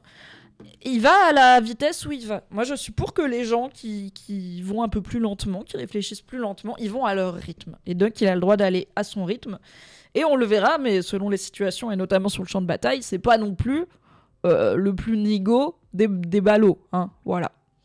Donc, les travailleuses du sexe, lui disent oui, c'est vrai qu'on en tout cas accepte de l'aider et lui indique où potentiellement et quand retrouver Lord Dondarion pour pouvoir participer au tournoi. Et j'ai trouvé ça cool parce qu'il y en a une qui lui dit fais attention, prends soin de ton corps, t'en as qu'un. Ce qui pour moi les met vraiment sur un pied d'égalité de toi et nous. On est des membres du petit peuple et notre moyen de subsistance c'est notre corps. Que ça soit en étant travailleuse du sexe ou en étant chevalier errant. Et du coup, si on abîme nos corps, on n'a plus de moyens de subsistance. Et j'ai trouvé ça chouette, surtout après la vision quand même assez discutable des prostituées qu'on a vues dans Game of Thrones, d'avoir ces personnages qui sont pas du tout caractérisés par ce qu'elles font dans la vie, mais juste caractérisés par on prend des risques physiques pour subsister et du coup il faut qu'on prenne soin de nous. Et j'ai trouvé ça chouette. Ça c'est un petit ajout par rapport au bouquin, cette phrase, mais j'ai trouvé ça mignon. Ouais, la raison dit les deux ils se vendent pour subsister. Ils se louent, disons, quand même. Et là, on arrive à un moment que j'aime trop, le moment du spectacle, qui est beaucoup plus cool dans la série que dans le bouquin. Alors, le moment en soi est très cool dans le bouquin, mais le spectacle, la production value. Donc, Dunk rentre sous une tente où s'amasse une foule et où a lieu un spectacle sur une petite estrade, comme on l'avait vu dans Game of Thrones. On avait vu notamment Arya qui regardait, quand elle était à Braavos, elle regardait une pièce de théâtre qui mettait en scène la mort de Joffrey, si je dis pas de bêtises. Donc on sait qu'il y a du spectacle vivant dans le monde de Westeros, mais on l'a pas beaucoup vu. Et là, on voit une troupe du coup de théâtre qui met en scène une histoire, une légende bien connue à Westeros, la légende du chevalier au miroir. Alors, c'est quoi les bails du chevalier au miroir ? C'est un preux chevalier qui, selon la légende, pour affronter un dragon, là où tous les autres avaient péri, a eu la bonne idée de polir son bouclier en argent, au point qu'il devienne une surface réfléchissante, et il s'est blotti derrière, et du coup il a pu s'approcher du dragon, puisque le dragon ne voyait que son propre reflet, il voyait pas le chevalier. C'est un peu l'histoire de Narcisse, quoi, et il l'a hypnotisé par sa propre image, et il a pu s'approcher assez pour vaincre le dragon et le terrasser. Donc c'est l'histoire qui est racontée sur scène par une très belle jeune femme, ma foi, qui est jouée par l'actrice, je ne sais pas écrire, Tenzin Crawford, pardon, et dont le personnage s'appelle presque pareil, puisqu'on l'apprendra, elle s'appelle Tansel. Je pense pas que c'est dit dans cet épisode, mais voilà, elle s'appelle Tansel. Et dans le bouquin, c'est un spectacle de marionnettes. Donc il y a tout simplement un dragon marionnette, un dragon pantin. On imagine vraiment voilà, les fils et les marionnettes en feutre et en chaussettes. Là, on est sur un budget de mise en scène, un concert de Rammstein en termes de puissance de feu, puisque le dragon est immense, on est vraiment sur une marionnette, une création articulée avec plusieurs personnes qui y participent, Tansel qui joue le rôle de la conteuse, donc qui nous raconte l'histoire, et un comédien qui joue le rôle du chevalier, et surtout du vrai feu, ce qui est, à mon avis, extrêmement risqué sous cette tente, vraiment genre... Peut-être par rapport au drame récent en Suisse qui a réactivé chez beaucoup de gens la sécurité incendie, mais vraiment j'étais là, mettez pas du feu, cette tente est vraiment en lin ou en soie, il y a une étincelle qui tombe au mauvais endroit, c'est fin de tournage. Mais bon, à part ça, la pièce a l'air très très cool, et vous le notez dans le chat, Dunk, il regarde Tansel, il est là, oh elle est bien la pièce, elle est bien aussi la la fille, clairement, il l'a remarqué. On y reviendra plus tard. En sortant de la tente, il se fait alpaguer par un des deux Fossoway qui se battaient. Donc non pas Stephen, l'aîné, celui qu'il avait provoqué en duel, mais le plus jeune et le plus sympa, Raymond, qui physiquement a vraiment des airs de Podrick, j'ai trouvé. Podrick de Game of Thrones, n'est-ce pas ? Qui est un petit gars qui, voilà, en plus, on l'a dit, se fait bolosser lui aussi par son cousin, et qui propose à Dunk de l'accompagner pour manger un morceau. Dunk est ravi car il fait 2 mètres, il a tout le temps faim, et en plus il a pas d'argent. Et le voilà arrivé sous la tente de Lionel Baratheon, le seigneur Baratheon lui-même. Lionel, pour la petite anecdote, que je vous dise pas de bêtises, attendez, normalement je l'ai noté, je crois que c'est c'est a priori l'arrière-grand-père des frères Baratheon, donc de Robert, Stannis, Renly. Voilà, comme ça vous l'avez. On voit que c'est un peu un concentré de Robert et Renly dans l'attitude, dans le prestige. On l'a dit, il a potentiellement un côté queer, ou en tout cas non hétéro, qui sera ou pas exploré. Il est joué par le merveilleux Daniel Ings, qui a percé dans Lovesick, une série que j'aimais trop, une série britannique, mais qui a récemment été vue dans The Crown et la série The Gentleman sur Netflix. Donc belle petite carrière, mais là, il crève l'écran, franchement. Donc Lionel Baratheon, c'est un seigneur qui est présent, qui est plutôt dans une forme de kiff. Alors il y a la raison qui demande, la coiffe m'a interrogé, est-ce que c'est un signe de pouvoir ou autre chose ? Alors en soi, effectivement, il a une coiffe avec des immenses bois en hommage au cerf, l'emblème des Baratheons, mais c'est vrai que cette coiffe, qui en plus est bien vaste, qui rappelle un peu, on avait vu Renly avec une couronne Baratheon avec des bois dessus, mais beaucoup plus petite. Mais cette coiffe ressemble beaucoup à une couronne. Et sachant que les Baratheons vont finir par prendre le trône aux Targaryens, je pense que ça montre aussi la montée en confiance et en puissance de différentes maisons de Westeros, au moment où les Targaryens n'ont plus de dragons et plus d'armes de destruction massive, où ils viennent d'être en proie à une guerre civile, enfin une guerre intestine. Il y a différents jeux géopolitiques qui sont en train de se passer. Je dis pas que Lionel Baratheon est en train de préparer une rébellion ou de faire sécession, mais effectivement, il y a du pouvoir, il y a de l'aisance, et il se sent pas forcément extrêmement diminué par rapport à la famille royale de nos jours. Et alors, Dunk est ravi. Alors, Raymond fait ce truc pas cool de « Viens, je t'invite à une soirée où tu connais que moi, et immédiatement je te lâche », puisqu'il lui file un verre et il se barre dans la foule. Donc voilà, Dunk, oh non, tout seul et tout. Mais, bonne nouvelle, Dunk a faim et il y a à manger. Donc on le voit se régaler de volailles rôties, de petites pâtisseries. Et là, il se fait alpaguer par Lionel Baratheon, qui fait des discours bourrés à la salle en essayant de raconter l'histoire de qui a fait la première joute. Il est rêve, il sait plus de quoi il parle, de toute façon, pas grand monde l'écoute. Tout le monde passe une grosse soirée sous sa tente. Et là, il voit Dunk qui dépasse de 2 têtes du reste de la foule, et il lui fait signe de venir. Alors il a cet échange avec Dunk où il lui dit qu'est-ce que t'es venu Alors déjà, comment tu t'appelles ? Il dit je m'appelle Dunk, juste Dunk, et il dit ça n'a pas de sens. Ce que j'ai trouvé drôle parce que effectivement, en fait Dunk ne sait pas comment il s'appelle. Il s'appelle Dunk, mais est-ce que c'est le diminutif de Duncan par exemple ? Il sait pas. Il n'a aucune idée d'où il vient et de qui il est.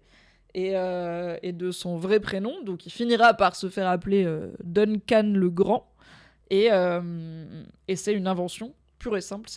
Dunk va pouvoir créer et choisir sa propre identité avec un peu d'aide de la chance ou de la malchance. Dites-moi si je vais trop vite, l'équipe, là, je suis en roue libre parce que je suis solo. Donc Lionel l'alpague et lui demande qu'est-ce que t'es venu faire là ? T'es forcément venu soit me demander quelque chose, soit m'offrir quelque chose. Donc Dunk dit non, j'ai rien à vous demander, vraiment. Et moi j'étais là, vas-y, demande-lui de dire que t'es chevalier.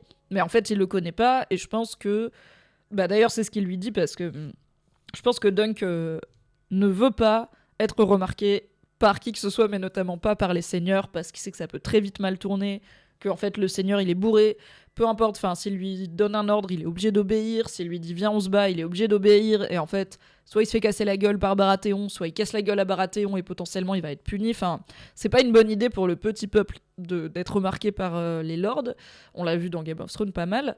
Et d'ailleurs, Lionel Baratheon lui dit les dieux t'ont fait aussi grand, donc arrête d'être voûté et de te faire plus petit. Et Dunk lui dit là d'où je viens, on apprend à pas se faire remarquer et à pas dépasser du lot. Donc on a aussi cet aspect de la vie de Dunk qui est... je n'ai pas été habitué à tirer profit de ma taille, à part éventuellement sur le champ de bataille. On n'a pas parlé de la taille de Lionel. Dunk fait un commentaire, je pensais qu'il serait plus grand. Coucou, je sors de mon lurk, la guerre civile c'est dans Fire and Blood. Non, car ce sera dans Fire and Blood tome 2 s'il sort un jour. Mais non, je crois que Fire and Blood ça s'arrête bien avant la rébellion Blackfire. Désolé, ça s'arrête un petit peu après la danse des dragons. Donc l'histoire de House of the Dragon. Effectivement, Dunk fait un commentaire sur la taille de Lionel. Je pense que ça montre aussi comment il projette les grands seigneurs de Westeros, et quand il les voit, c'est ce mec qui est pas si grand et qui est bourré comme tout un chacun est bourré et qui perd ses mots et qui sait plus où il en est dans ses anecdotes. Mais quand même, quand Lionel Baratheon propose à Dunk, qui est juste venu, comme il lui dit, pour le dîner, de danser, il lui dit « Est-ce que tu aimes danser ?» Et là, j'étais un peu surprise parce que vu tout ce qu'on a vu de Dunk jusqu'à présent, je m'attendais à ce qu'il dise non ou qu'il y aille à contre-cœur, mais non, puisqu'il dit mais qui n'aime pas danser. Donc il aime bien. Est-ce qu'il sait danser ? Non. Quoique, on a ce cut, là encore très comique sur Dunk, qui est dans la foule, qui danse comme moi à la boum en 5e, c'est-à-dire il est extrêmement gêné, il est extrêmement conscient de sa personne, de son existence, de sa taille, du rythme, mais il s'y prend petit à petit, notamment au moment où, parlons-en, Lionel Baratheon fait mine de lui écraser les pieds. Et Dunk a des bons réflexes, donc il esquive, et puis au bout d'un moment, il en a marre de se laisser faire, il dit « Ah !» et il commence à, lui, se mettre à essayer d'écraser les pieds de Lionel Baratheon, et c'est là où Lionel Baratheon dit « Ah ok !» a l'air de se dire selon moi « Ah ok !» On peut jouer avec toi, c'est cool, tu te prends au jeu. En fait, je pense que Lionel Baratheon, déjà c'est pour montrer qu'il est bourré, qu'il est bon vivant, qu'il y a peut-être ce côté un peu queer-coded, on verra si ça revient, mais aussi qu'il a envie et qu'il aime être challengé, il aime être surpris. C'est ça qu'il aime dans la vie. C'est un gars qui aime éclater de rire, qui aime les choses qui vont à l'encontre des idées reçues. Et donc là, il a ce grand dadé qui est dans sa tente, qui lui dit « Moi, je suis juste venu profiter du dîner gratuit. » Et il est là, mais c'est qui ce mec ? Il a un prénom, c'est pas un prénom, il sort de nulle part, il me regarde dans les yeux, il me dit « Ouais, je suis venu bouffer ton dîner. » Il a pas honte, genre personne dit ça franchement, je suis un méga lord, genre normalement les gens ils me sortent une excuse, un compliment, une flagornerie quelconque, lui pas du tout. Et donc il voit ce grand dadé essayer de danser, et il essaye de le chicaner en fait, il essaye de lui écraser un pied pour l'emmerder en fait, et je pense qu'il y a un double truc de déjà, il voit que Dunk a un très bon jeu de jambes, et rappelons qu'on est là pour un tournoi, donc les gens vont s'affronter, et je pense qu'ils respectent l'agilité de ce grand machin qui pourtant avait l'air assez gauche, mais en fait, quand il s'agit d'avoir des réflexes, Dunk il est entraîné au combat à la fois à cheval, mais aussi à pied et à l'épée, donc il sait esquiver, et Dunk il ose lui écraser le pied, donc il le traite comme un humain, il le traite comme un mec bourré en soirée, et pas comme un lord devant qui il faut s'incliner et faire la révérence. Je pense que c'est tout simplement ça que cette scène nous raconte. Ça nous dit des choses sur Lionel, mais aussi sur Dunk. Excusez-moi, je mets le clope. On a un cut rapide de cette danse tourbillonnante à Dunk et Lionel bien bourrés. Là, on est en fin de soirée, c'est-à-dire c'est bientôt l'heure où ils vont allumer les lumières du bar pour te foutre dehors et où ça va être extrêmement violent. Ou alors l'heure où tu sors de club et il fait jour. Terrible. Ils sont bien bourrés au point que Dunk a sur la tête la coiffe avec les boas, que j'ai trouvé très drôle, et je vois exactement Lionel Baratheon bourré lui dire « Attends, je te la mets, elle te va bien !» Et Dunk est là « Non !» parce qu'il sait que peut-être porter la couronne d'un seigneur c'est pas fou, parce que voilà, les risques c'est pas sa vie, mais Lionel qui insiste, et en fait c'est un lord, donc s'il insiste, tu portes sa couronne.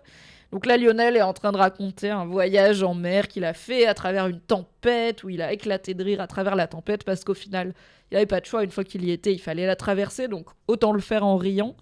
Son surnom, c'est The Laughing Storm, l'orage moqueur en français, parce qu'il a la réputation de En fait, il vainc ses ennemis en se marrant, il se marre tout le temps, quoi. Il se marre en se bagarrant, il se marre en pleine tempête. C'est vraiment un genre de zinziflex qui affronte le danger en éclatant de rire. Et je trouve que ça marche très bien dans cette présentation. Oh, merci Skaspock pour l'abonnement offert à cette bonne Charlie d'Angers. Merci beaucoup. Et donc là, on a quand même Dunk qui lui rappelle qu'ils ne viennent pas exactement du même monde, puisque Dunk lui dit, en fait, vous êtes seigneur, moi je suis moi, et donc si je perds tout, et en fait vous vous êtes entraîné depuis votre plus tendre enfance avec les meilleurs profs, les meilleurs maîtres d'armes du royaume, donc qu'est-ce que j'ai comme chance? Et Lionel lui dit aucune chance. Sur ce, je suis bourré, bonne nuit. Donc une soirée plutôt fun pour Dunk, mais une fin de soirée en demi-teinte. Et en sortant du pavillon pour retourner se coucher sous son arbre, Dunk tombe enfin sur Lord Dondarion, celui qui cherchait depuis le début pour confirmer que oui, il s'est bien battu à ses côtés avec Ser Arlan et que donc il a été écueillé d'un vrai chevalier, donc il est probablement chevalier. Sauf que Lord Dondarion, qui donc est accompagné de 2 travailleuses du sexe en route vers une tente où, à mon avis, il y a la meuf qui fait semblant d'être morte, no king shaming, mais bon, il est pas sympa en général. Il explique que son père avait emmené 800 chevaliers et donc au moins autant d'écuyers et qu'il se souvient absolument pas, même pas de tous ceux qui sont morts, alors d'un vieux gars qui a juste été blessé, puisque on a un petit flash sur Arlan qui avait quand même pris une bonne fléchasse dans le bide, ce qui montre aussi, genre, pour Arlan, c'était un des moments les plus douloureux de sa vie, et pour les nobles qui envoient des hommes se battre, c'est littéralement un nobody, quoi, et un anonyme, il a aucune idée de qui c'est, et il envoie chier Dunk, pardonnez-moi l'expression qui fait référence au début de cet épisode. Donc ça a l'air un petit peu capoute pour les espoirs de Dunk de participer au tournoi, puisqu'il va lui falloir un chevalier qui confirme qui il est. Et est-ce que Lionel se souviendra de son existence demain? Pas sûr. Il y a la raison dans le chat qui dit Teki va râler sur le clip de Mylène Farmer. La semaine prochaine, il y aura Teki, et vous inquiétez pas qu'il va vous en parler. En revenant à son feu de camp, un petit peu la tête qui tourne et la queue entre les jambes, Dunk a la surprise d'y trouver le petit gamin de l'auberge, Egg, qui a sauté sur la charrette d'un marchand pour se faire emmener jusqu'au lieu du tournoi, et qui a pris l'initiative puisqu'il a reconnu les chevaux de Dunk, donc il a compris que c'était l'emplacement de Dunk. Il a pris l'initiative de s'occuper des chevaux, de pêcher, nettoyer et faire cuire un poisson sur un feu qu'il a fabriqué lui-même. Et il lui aurait bien monté sa tente, mais il ne l'a pas trouvé, car Dunk n'a pas de tente, tout simplement. Il dort sous l'arbre, et on voit que Egg est quand même surpris de voir un chevalier aussi démuni par la vie. Visiblement, il connaît tous les grands chevaliers, mais donc plutôt la Ligue 1, et il découvre un petit peu l'existence de chevaliers errants, en mode « Ah ouais, c'est ça la vie ?» Il y a la raison qui dit « J'ai pas compris comment il a suivi. » Tout le monde sait où est le tournoi, et il a dit il a demandé à un fermier ou à un marchand, je sais pas, en route vers le tournoi, de l'emmener sur sa charrette, ce qui est un truc qui se fait. Et il a parcouru le camp et il a reconnu les 3 chevaux de Dunk, puisqu'il s'en est occupé littéralement 12 heures avant. Donc c'est comme ça qu'il l'a trouvé. Et après, il a pris l'initiative de monter le camp, puisque c'est un petit qui n'en veut, ou un petit forceur, ça dépend comment on voit les choses. Mais il est bien décidé à décrocher son stage d'écuyer. Et Dunk admet que, bon, c'est quand même plutôt utile de l'avoir dans le coin et de pas être tout seul. Donc il lui explique en quoi consiste la vie d'écuyer de chevalier errant. Il lui dit « Ok, tu peux rester avec moi pour ce tournoi et on verra après. Mais merci Nelson Who pour le sub, pour le prime, merci beaucoup. » Et Dunk lui explique que ils dormiront beaucoup à la Belle Étoile, ils dormiront à l'abri quand ils le peuvent, qu'ils mangeront du bœuf salé, qu'ils boiront l'eau des rivières, donc que ce sera pas une existence confortable, mais que ce sera une existence épanouissante et riche en voyages et en découvertes. Et Egg a les yeux qui brillent, visiblement c'est tout ce qu'il demande à la vie. Et avant de se coucher, ils regardent tous les deux en l'air, ils voient passer une étoile filante, ce à quoi Egg dit que les étoiles filantes portent chance, et donc Dunk se rend compte que comme tous les autres seigneurs sont allongés sous leur pavillon, leur tente en soie et en velours, il n'y a qu'eux qui ont vu cette étoile filante, et donc que peut-être la chance est de leur côté. C'est la fin de cet épisode 1 de House of the Seven Kingdoms. Est-ce que vous avez kiffé dans le chat? J'ai l'impression que oui, parce que déjà vous êtes pas mal actifs et actives. et parce que vous étiez plutôt positif au début du live. Il y a Emma qui dit là j'ai trouvé ça trop rapide. Et La Raison qui dit là on rentre en plein dans la chevalerie et les valeurs des chevaliers de la table ronde. Ouais, on est dans les valeurs chevaleresques telles qu'elles sont rêvées. Il y a pas à défendre la veuve et l'orphelin, mais on n'est pas loin. Après, il y a surtout, c'est pas une valeur d'être pauvre. C'est juste la réalité du métier. Et je pense que Dunk veut pas lui faire miroiter. T'inquiète, bientôt on sera au service d'un grand seigneur, on se mettra à l'aise et tout. Il sait ça va être quoi la vie de Egg, puisque c'était sa vie jusqu'à avant-hier. Et c'est une vie de privation et de moments compliqués, et de voyages, et d'ampoules aux pieds, et d'ordre et de corvée, mais aussi une vie dans laquelle on peut trouver du sens. Et je pense que c'est intéressant d'avoir un héros à Westeros qui est un petit prolo, qui cherche du sens et sa place dans ce monde, puisque contrairement aux nobles, il n'a pas de place désignée, et il va devoir trouver son propre chemin. Bon, je suis contente sur le chat, vous êtes plutôt positif et positive. L'épisode est trop court. Eh bien, écoutez, il est plus long que les prochains, parce que les prochains font une demi-heure. Celui-là fait 40 minutes. Et l'audiobook de la première nouvelle fait 3 heures. La série fera 3 heures. Donc, en soi, ça colle. On va vraiment coller à l'histoire assez de très près. Donc, ça va être un peu bref, mais j'espère que ça fera que plein de monde sera au rendez-vous pour la saison 2 qui est déjà en tournage et qui sera diffusée l'année prochaine. Et en été, on repartira dans un autre style, puisqu'on repartira à Westeros avec House of the Dragon saison 2. J'ai trop hâte de la suite, comme 21 sur le chat. Et trop hâte des débriefs avec Teki, car je pense que ça va être du petit lait. Petit rappel, merci à Nextory de soutenir mon travail et de vous proposer 60 jours, donc 2 mois d'essai gratuit de cette plateforme, où découvrir plein de livres, que ça soit en livre audio ou en livre numérique, notamment les Chroniques du Chevalier Errant de George R.R. Martin, qui ont donné la série A Knight of the Seven Kingdoms. La nouvelle est vraiment très chouette. Si vous ne voulez rien savoir, bien sûr, c'est pas le moment de la lire, mais si vous voulez, comme moi, voir le travail d'adaptation, elle est très très cool.